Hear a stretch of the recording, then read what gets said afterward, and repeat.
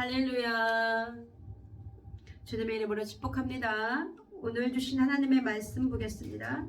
오늘 주신 하나님의 말씀은 오늘은 산상수훈 세 번째 시간입니다.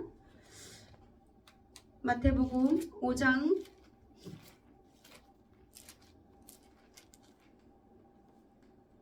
5장 우리 7절 한번 다 같이 봉독하도록 하겠습니다. 마태복음 5장 7절. 긍휼히 여기는 자는 복이 있나니 그들이 긍휼히 여김을 받을 것이미요. 아멘. 자, 오늘은 이 말씀을 가지고 여러분들과 은혜를 나누도록 하겠습니다. 우리 계속 산상수훈에 대해서 이렇게 오늘 세 번째 말씀을 나누겠습니다. 자, 긍휼하다는 것에 대해서 여러분들 그 뜻을 잘 아시죠? 불쌍히 여기다, 또 사랑이 많다, 뭐 이런 여러 가지 뜻으로 우리가 정의할 수 있습니다. 그런데 우리 예수님께서는 공생의 기간 동안 많은 사람들을 또 긍휼히 여겼습니다. 그리고 또 아버지의 마음이 또 긍휼함에 있다는 것을 우리는 말씀을 통해서 알고 있습니다. 그런데 이 긍휼함이라는 것이 또 뭘까요? 그냥 다만 불쌍히 여기는 그 마음이고, 또 구제하고 또 나눠주고 이런 것들도 물론 긍휼함에 포함되는 거지만, 그러나 하나님의 그 긍휼하심, 그것이 어떤 것인지 우리 다시 한번 정의를 한번 해보도록 하겠습니다. 우리 하나님의 긍휼하심은 우리가 알고 있는 그런 지식적인 단어로 표현하기에 너무나 그 높이와 깊이가 측량할 수 없습니다.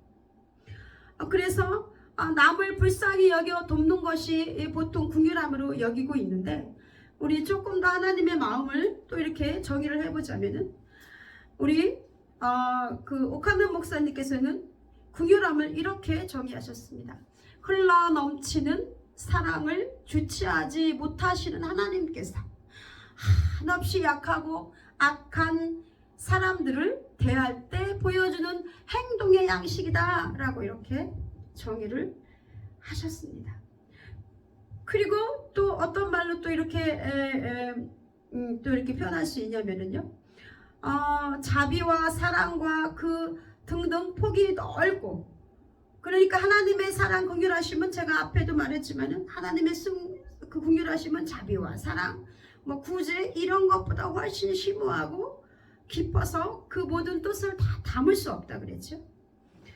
영어의 단어로는 compassion이라고 하는데 긍휼을, 그런데 이게 라틴어의 piti와 그리고 쿠움에서 파생된 말로, 이게 piti와 쿠움이 합쳐져서 이게 뜻이 뭐냐면은 함께 고통받다, 이제 이런 뜻으로 정의될 수 있습니다.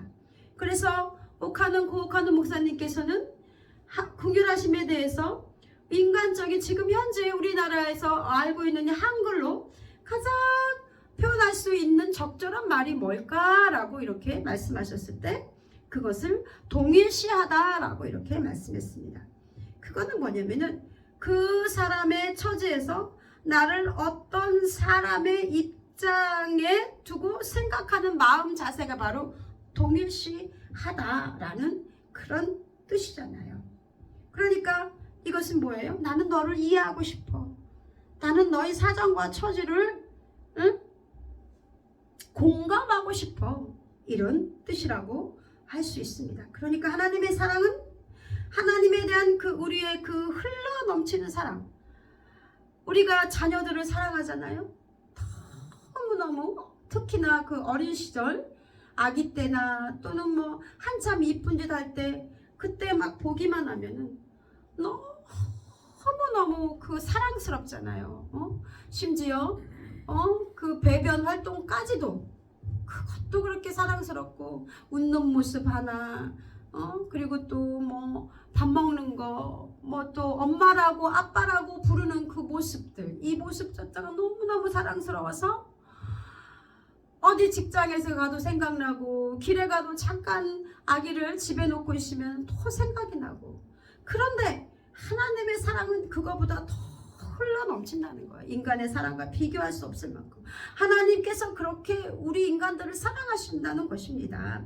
그래서 주체하지 못한 하나님께서 우리 이렇게 연약하고 악한 사람들을 대할 때조차도 하나님의 그 사랑으로 우리를 바라보시고 대한다는 그것이 바로 긍휼하심입니다.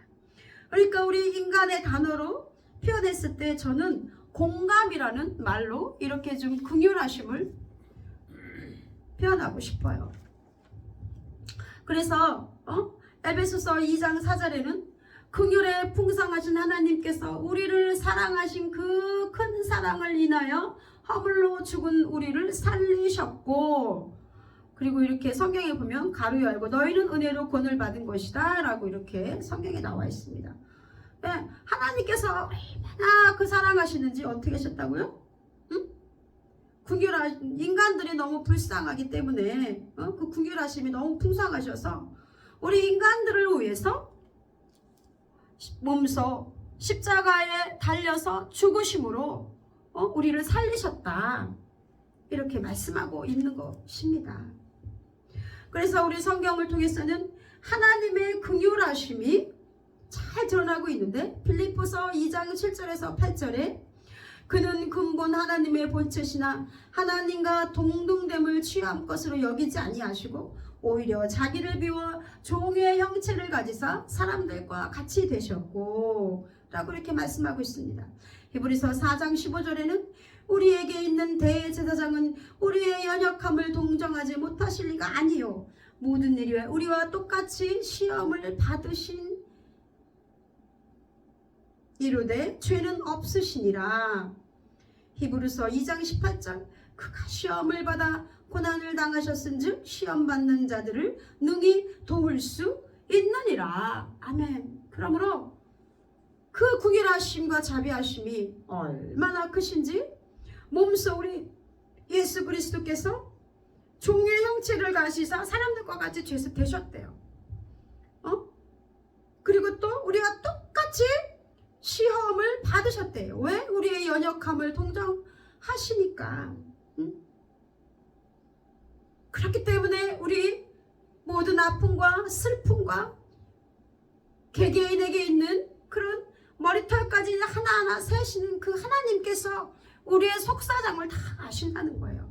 공감이라는 말을 완전하게 표현하는 것이 바로 우리 예수 그리스도라고 할 수 있습니다. 그러므로 우리 예수 그리스도는 완전한 공감 능력을 가지신 분이고요. 우리에게도 역시 마찬가지로 그렇기 때문에 그리스도의 공감 능력 그리고 긍휼하심의 마음이 필요한 것입니다. 그런데 이 긍휼하심을 입어본 자들이 그래도 긍휼하심을 베풀기가 더 쉬운 것 같아요. 그렇게 우리는 인생에서 어떤 경험을 통해서 누군가의 도움을 받았거나 누군가의 자비로 인해서 그런 것들로 인해서 조금이라도 그런 것들을 체험해 본 사람들은 그래도 아무래도 나도 받았으니까 남한테 줄 수 있겠지, 줄 수 있는 그런 마음이 조금은 있는 것 같아요. 그러나 이것은 100%는 아닙니다. 우리는 예수 그리스도부터 죽었던 그 영혼을 다시 살리시는 큰 긍휼하심을 입었기 때문에, 그러므로 우리는 어떻게 해야 된다고요? 이 긍휼하심을 입은 자로서 마찬가지로 그 긍휼하심을 나누어 줄 수 있는 자가 되어야 한다는 것입니다. 그러므로 우리 주님께서 긍휼히 여기는 자는 복이 있나니 그들이 긍휼히 여김 받을 것이요 라고 말씀하고 있는 것입니다. 그러니까 내가 남을 많이 불쌍히 여기고 좋은 일을 많이 하면 내게 똑같이 내 자신이 복 받고 이런 의미가 아니, 이것은 조금 다른 의미입니다. 누구로부터? 하나님께로부터 우리가 긍휼하심을 받을 수 있다는 것이고, 이미 우리는 긍휼하심을 받은 자이기 때문에 그 영혼의 긍휼하심을 말씀하고 있는 것입니다. 그런데 그 예수 그리스도의 그 시대의 당시를 보면요, 시대를 보면은 헬라 로마인들의 그 사고 방식을 보면은요, 그 사회 분위기 속에 긍휼을 베푸는 것이 지극히 부족했습니다. 그리고 그들은 뭐라고 생각을 했냐면, 긍휼한 마음을 가지는 것은 나약한 사람들이나 하는 것이다 라고 생각했습니다. 그래서 어떤 철학자는 긍휼은 영혼의 질병이다 라고 정의한 철학자도 있었다고 합니다. 심지어 아리스토텔레스는 노예들을 뭐라고 표현을 했냐면 살아있는 연장이라고 표현을 했다라는 것을, 이것을 보았을 때 그 당시 노예들이 어떤 자들이었습니까? 노예들은 정말 가장 비천한 자들이었잖아요. 그런데 노예를 살아있는 연장이니까 사람 취급을 하지 않았다는 것입니다. 그냥 쓰다가 고장난 그 연장은 대충 버리듯이 노예로 자기들의 실컷 부려먹고 쓰다가 남의 안 들거나 병이 들면 팔거나, 그리고 또 사자밥으로 이렇게 내어줘도 그것이 절대로 허물이 되지 않는 그런 시대였다고 합니다. 이런 시대에 우리 주님께서 긍휼을 외치고 있습니다. 자, 유대인들 역시 약자에 대해서 이 사람 헬라인들과 로마인들만 하지는 못했지만 그러나 좀 비슷했다고 합니다. 겉으로는 굉장히 번지르르한 그런 사람들을, 바리새인들을 가리켜 회친한 무덤이다라고 우리 주님께서 독사의 자식들아 라고 이렇게 말씀하신 것 같이, 우리 주님은 그 내면을 보시는 분이시잖아요. 그들은 어땠습니까? 죄인들, 자기들이 죄인들이라고 생각하는 세리와 창기 이런 사람들을 무시하고 천대하고 가까이 하지 않았지만, 우리 예수님께서는 늘 우리 사복음서를 읽어보면 알겠지만 가난한 자, 연약한 자들, 병든 자들, 귀신 들린 자들, 세상에서 천대받는 그런 자들과 늘 함께 했습니다. 그렇기 때문에 유대인들은 죄인들을 자기들이 생각하기에 죄인이라고 생각하는 그런 사람들을 함께하는 예수님을 이해할 수가 없었고, 예수님을 결국은 미워하고 핍박하기에 이른 것입니다. 이랬을 때 우리 주님께서 오늘 5장 말씀에 이렇게 나오셔서 전혀 그 시대와는 다른, 어떻게 보면은 가히 혁명적이라고 할 수 있는 그 말씀을 이렇게 말하고 있는 것입니다. 산상수훈은 그러므로 계속 제가 세 번째지만 기존의 어떤 사고방식, 기존의 생활의 그 철학의 방식을 깨뜨리는 말씀인 것입니다. 긍휼히 여기는 자는 복이 있나니 그들이 긍휼히 여김 받을 것이요. 이래서 그 많은 사람들에게 외치고 있는 것입니다. 너희들이 긍휼한 마음이 없다. 그러므로 너희들 긍휼한 마음을 가져라. 그게 바로 복이다 라고 말씀하고 있는 것입니다. 자, 누가복음 10장 31절에서 37절에 보면은 선한 사마리아인의 비유가 나옵니다. 여러분들 선한 사마리아에 대해서 알고 있죠? 어떤 사람이, 선한 사마리아인들이 그 유대인들이 막 그 잡종이라고 싫어한 사람, 그 사람 취급도 안 하는 그런 사람이었잖아요. 그런데 어떤 사람이 강도에게 죽어가고 있을 때 강도에게 뺏겨갖고 거기 제사장도 나오고 레위인도 나와요. 근데 그들이 다 지나갔을 때 그 선한 사마리아인은 강도당한 그 사람을 치료해주고, 그리고 자기 돈도 다 주면서 그렇게 보살펴달라고 그렇게 자기 모든 것을 털어서 이 사람을 살리는 그런 모습을 봤을 때, 제사장과 레위인들이 왜 등장하겠습니까? 그 당시 제사장들과 레위인들은 그 대제사장 그 무리들, 그리고 바리새인들, 이런 사람들이잖아요. 그 사회의 주도권을 갖고 있는 사람들, 누리고 있는 사람들이죠. 이 사람들을 왜 거기에 등장시켰습니까? 그 사람들이 누가 될 수 있습니까? 누구라고 지금 우리가 말할 수 있습니까? 지금 현재 나일 수도 있고, 예수 믿는 나일 수도 있고, 목사일 수도 있고, 집사일 수도 있고, 권사일 수도 있고, 그리고 또 사회의 그 부유층, 지금 현재 정치를 하고 있는 정치인일 수도 있고, 돈이 많은 사람일 수도 있다는 것입니다. 그런 사람들이 남들로부터 존경받고 있고, 겉으로는 남들이 부러워하는 삶을 살아가고 있지만, 우리 주님께서 선한 사마리아인의 비유를 통해서 과연 그 강도당한 이웃의 강도당한 사람의 이웃은 누구시냐라는 것들을 질문하고 있는 것입니다. 그러므로 긍휼함이란 마음으로 막 느껴지는 것도 중요하지만 불쌍해. 그러나 그것이 어떻게 해야 돼요? 행위로 나타나야 한다는 것입니다. 그런데 많은 사람들이요, 다 자기를 좀 도와줬으면 좋겠어. 내 마음을 알아줬으면 좋겠어. 내가 이렇게 힘든데 내가 이렇게 어려운데, 그러나 막상 그들은 자신들을 위로받고 싶고 자신들이 좀 보살핌을 받고 싶고 그러고 싶지만 다른 사람을 위한 그 마음은 없는 거예요. 그렇다면 우리 예수님을 그리스도로 믿는다고 고백하는 우리들은 이제 우리 주님의 그 긍휼하심을, 풍성하신 긍휼하심을 입었잖아요. 우리 영 죽을 그 죄인의 그 영혼의 모습에서 이제 하나님의 자녀로 삼아주셨는데 어떻게 해야 된다는 것입니까? 그것을 이제 긍휼하심을 실천해야 된다는 것입니다. 그런데 이게 쉬운 것 같은데 어렵습니까? 그런데 성경은 분명히 말하고 있습니다. 순종하라. 분명히 우리가 할 수 있기 때문에 우리 주님께서는 이렇게 말씀하고 있는 것입니다. 그러므로 우리는 공감 능력이 얼마나 중요해요. 그래서 공감 능력이 없는 사람은 사회생활에서도 별로 그렇게 인정을 못 받잖아요. 우리 더 글로리 그걸 봤지만, 드라마를 봤지만 거기서 그 돈 많은 그 아이들이 악한 것들로 대변되는 그 많은 그 몇몇 아이들이 그 착한 그 송혜교로 나온 동훈이를 그렇게 왕따시키고 그 친구를 죽음에 이르게 하고, 그것은 무엇 때문입니까? 그 사람 속에 긍휼함, 공감 능력이 조금이라도 있었다면 그런 일들을 저질렀겠습니까? 절대 아니죠. 그것에 그 마음에 긍휼하심이 없고 공감 능력이 없고 동일시하는 마음, 내 형편과 그 사람의 그 처지에 대해서 우리가 동일시하는 그 마음이 요만큼도 없었기 때문에 그렇게 그런 악한 이들을 저지를 수밖에 없었던 것입니다. 그래, 우리 이렇게 보면은요, 공감 능력이 뛰어난 사람들은 내 입장이 아닌 상대방의 입장에서 한번 다시 생각해 봅니다. 상대방이 나를 서운하게 했을지라도 다시 한번 생각해 봅니다. 그래, 걔가 그럴 수 있겠지. 나라면 어땠을까? 돈이 없으니까 그랬겠지.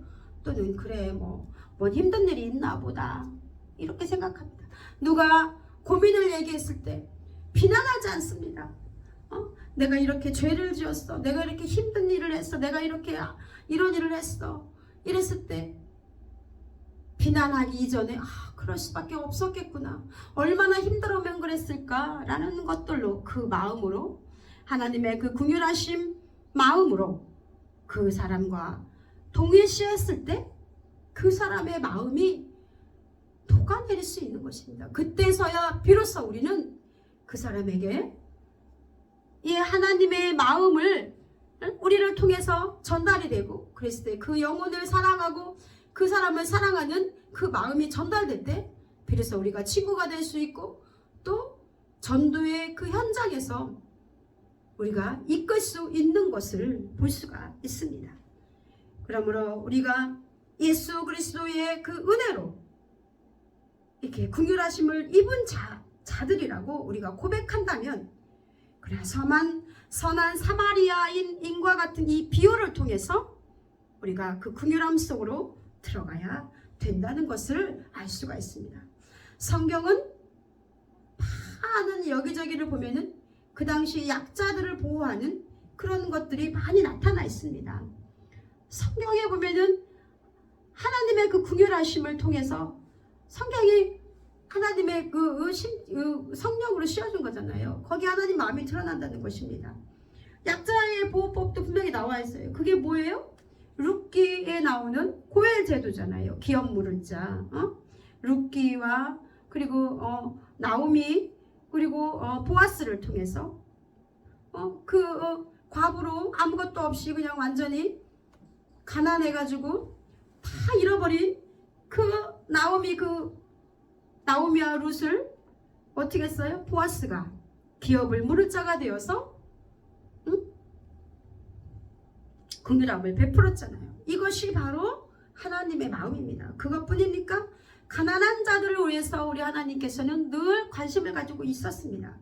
그래서 밭과 가수원에서 추수할 때 떨어진 남은 과일은 누구에게? 나그네와 가부와 고아의 몫으로 줄 것을 권장하는 법을 만들어졌습니다. 레위기에도 이게 나와 있어요.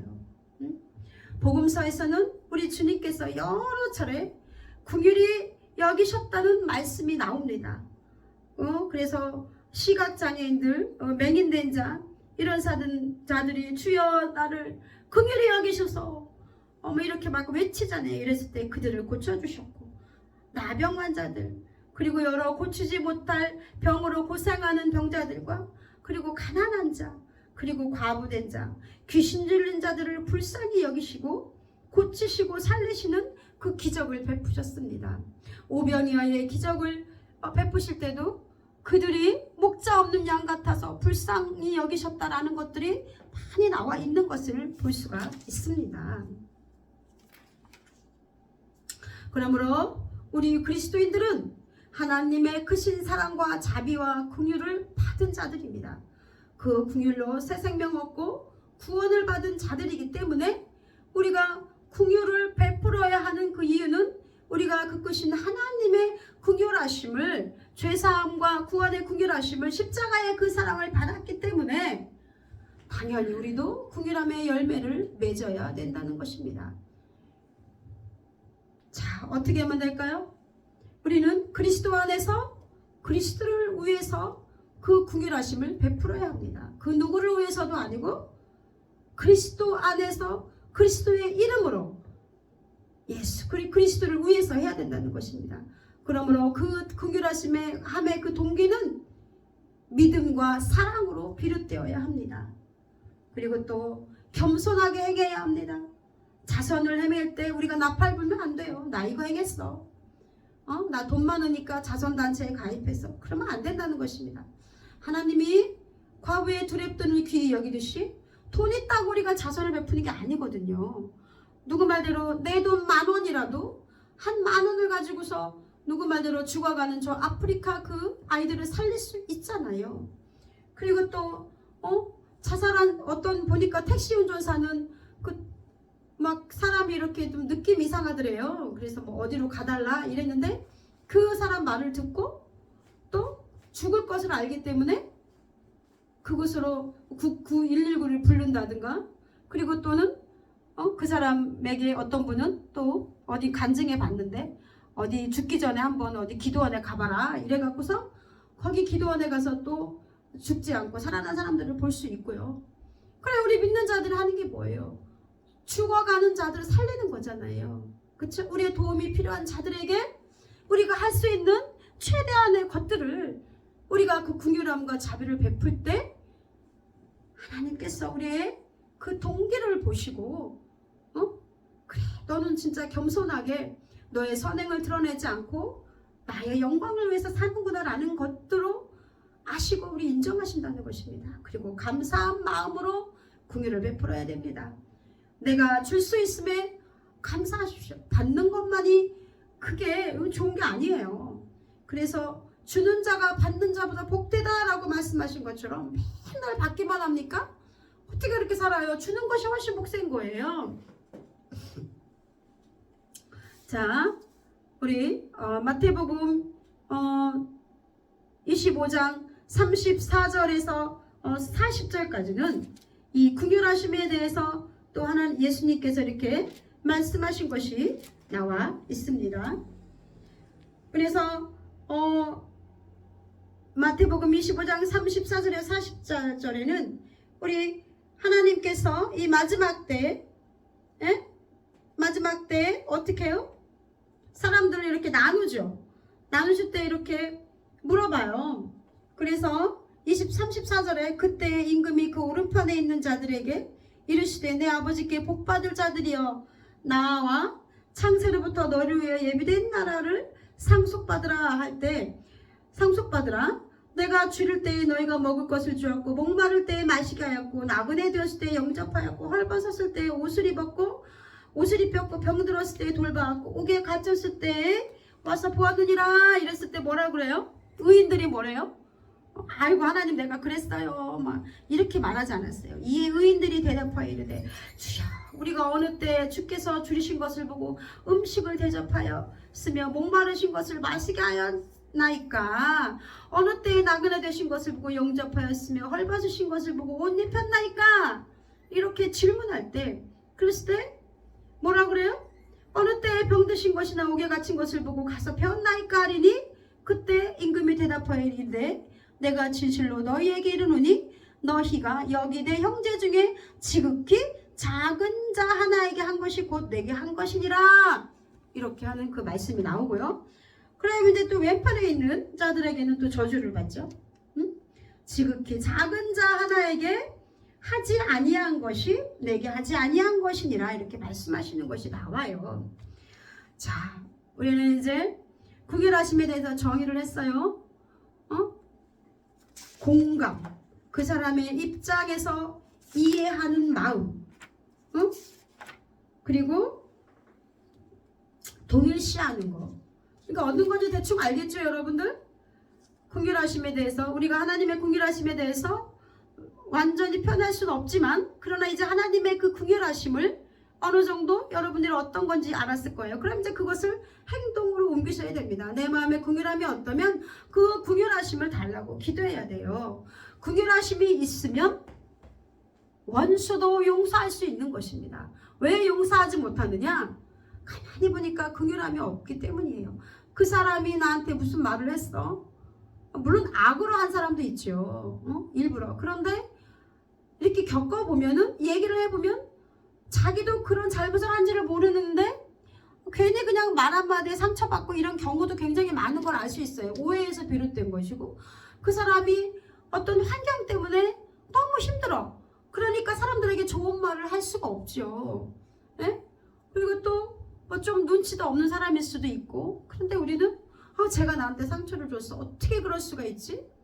그렇게 생각하는데 용서하지 못하고 꽁하고 있는 거예요. 그런데 그 사람의 입장이 되어 봤을 때 우리는 그 사람을 용서할 수 있다는 거죠. 그럴 수 있겠구나. 그래, 내가 저 사람이 저렇게 힘든지 몰랐구나. 그러므로 여러분들 그 긍휼하심에 다가가는 여러분들 되게 주님의 이름으로 축원합니다. 한 가지 여러분들에게 일화를 소개하고 오늘 설교를 마치고자 합니다. 지난번에 한 번 얘기한 적이 있는데, 우리 그 알코올 중독자이신 그 분을 보냈던 그곳이 여주에 있는 세계 십자가 선교회라는 곳입니다. 여기는 안일권 목사라는 분이 이렇게 그 선교회를 창립하셨는데, 이분은 봉사세요. 시각장애인이세요. 그런데 그 시각장애인이 어떻게 그 중독자들을 보살피는 일을 할 수 있을까? 의문이죠. 그는 처음부터 시각장애인은 아니었어요. 그는 아르투시 출신으로 꽤 큰 규모의 무역회사에 몸담고 있었습니다. 그런데 77년에 갑자기 눈이 안 보이기 시작한 거예요. 그러다가 완전히 실병에 빠지죠. 눈이 보이던 안 보이던 사람이 갑자기 눈이 안 보이면 당연히 저 같아도 정말 죽음을 생각할 수 있을 것 같아요. 여러 번 자살 시도도 했습니다. 인생에 낙이 없는 거죠. 무슨 낙으로 삽니까? 그러나 아내의 기도와 그 배려 때문에 그는 그래도 생명을 연장하고 살아갑니다. 그리고 어느 날 아내의 권유로 교회에서 은혜도 체험하게 됩니다. 그렇게 살다가 84년 어느 날 또 조그만 무역업에 창립을 해서 무역업을 하고 있는데 그것도 실패해요. 그랬을 때 부채를 감당하지 못하고 8개월간 교도소 생활을 하게 됩니다. 그러면 우리가 교도소에 들어간 깜빵에 들어간 사람들을 다 저 사람은 어떤 흉악한가 이렇게 또 생각하시면 안 돼요. 그런 사람도 있지만 어쩔 수 없이 그렇게 들어간 사람도 있다는 것을 여러분들 아셔야 됩니다. 거기엔 그런데 그 장애인들만 따로따로 하는 그런 깜빵이 있나 봐요. 여기서 이 안일권 목사님이 장애인들이 있는 그 깜빵에서 생활하게 됩니다. 그 속에서 이 안일권 이 목사님은 장애인들의 깊은 아픔과 눈물을 보게 돼요. 자기는 그래도 장애인이지만 그래도 좀 고생은 그래도 많이 안 하고 그래도 좀 약간 부유층 이런 쪽에 살아간 사람인다는 것을 알게 돼요. 그래도 고아 출신이 대부분인 그들은 사회의 냉대로 어쩔 수 없이 범죄를 저지를 수밖에 없는 그런 상황에 있는 사람들이었습니다. 어느 날 그가 성경을 묵상할 때 오늘 제가 앞에 말씀드렸던 마태복음 25장 40절 말씀이 그 앞에 확 다가옵니다. 내가 진실로 너희에게 이르노니 너희가 여기되 형제 중에 지극히 작은 자 하나에게 한 것이 곧 내게 한 것이니라. 이 말씀이 그의 심령에 꽂히면서 그동안의 신앙생활이 자신의 욕심을 채우려는 이기적인 신앙 생활인 것을 그때 회개합니다. 그리고 나서 장애인들의 그 아픔을 생각해요. 얼마나 불편할까, 얼마나 힘들었을까. 그리고서 감방 안에서 예배를 시작하게 되는데 처음에는 많지 않았지만 그 감방 감옥 안의 생활로 인해서 심리가 불안했던 그들이 기도로 인해서 힘을 얻게 되고 많은 이들이 함께 동참하게 됩니다. 그 후에 야누건 목사님은 신학교에 가서 신학을 하시고 그리고 세계 십자가 선교회를 창립하게 되는 것입니다. 그리고 지금은 알코올, 마약, 도박 중독자 프로그램을 또 함께 치유 프로그램을 운영하고 있으며 많은 사람들을 살리는 역할을 감당하고 있습니다. 이것이 무엇입니까? 이제 자기가 하나님의 긍휼하심을 체험하신 자로서 장애인이가 되었잖아요. 이제 장애가 되고 나니까 이제 아는 거야. 얼마나 장애인들이 삶이 불편하고 힘든지. 그런 공감 능력이 생긴 거죠. 그렇기 때문에 그들을 위해서 헌신할 수 있는 마음이 생긴 것입니다. 그렇다고 우리가 장애인처럼 장애인을 공감하기 위해서 우리가 장애인이 될 수는 없잖아요. 네? 얼마나 이거 끔찍한 일입니까? 이분은 이렇게 자기의 삶을 간증으로 말하지만 이분처럼 그렇게 살아가지 못한 사람들도 굉장히 많거든요. 그쵸? 그래서 다시 한번 우리 말씀을 통해서 우리 또 그것에 감사해야 돼요. 그냥 정신 멀쩡하고 사지 육신 멀쩡한 지금 현재 우리가 하나님의 그 긍휼하신 마음으로 할 수 있는 것들이 더 얼마나 많은지 이제 하나님의 마음에 더 가까이 가는 여러분들 되기를 주님의 이름으로 축원합니다. 그래서 나의 눈이 나의 삶이 이제는 그냥 나 먹고 잘 사는 이런 거로 끝나는 것이 아니라 그 하나님의 그 마음 속으로 들어가서 하나님의 마음을 체험할 때 우리 삶이 바뀐다는 것입니다.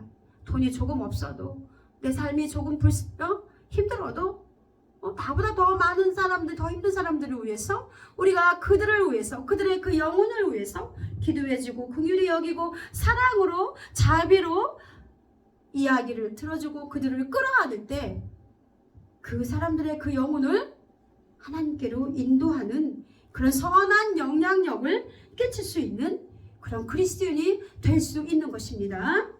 긍휼히 여기는 자는 복이 있나니 그들이 긍휼히 여길 것이며 이 말씀이 여러분들의 삶에 아멘으로 받아들여서 나타날 수 있기를 주님의 이름으로 축원합니다. 기도하겠습니다. 할렐루야. 주님 감사합니다. 오늘 이 시간 말씀을 통해서 하나님의 그 긍휼하심, 하나님께서 우리를 긍휼히 여기셔서 우리를 하나님 십자가의 죽음으로 이렇게 살리시고 또 하나님의 자녀로 살게 하신 것 같이 하나님의 그 긍휼하신 마음을 본받아 우리의 삶 속에서 많은 이들에게 긍휼하심을 베풀 수 있는 저희들이 되기 원합니다. 마음으로 이제 작정하고 또 행동으로 실천하여서 아버지 하나님 선한 그 그리스도인들로 삶에서 우리 주변에서 영향력을 미칠 수 있는 그런 저희들이 될 수 있도록 하나님 은혜 베풀어 주시옵소서. 날마다 주님의 형상으로 거룩하게 빚어지는 저희들 되게 하여 주시옵소서. 감사드리며 거룩하신 우리 주 예수 그리스도 이름으로 기도드립니다.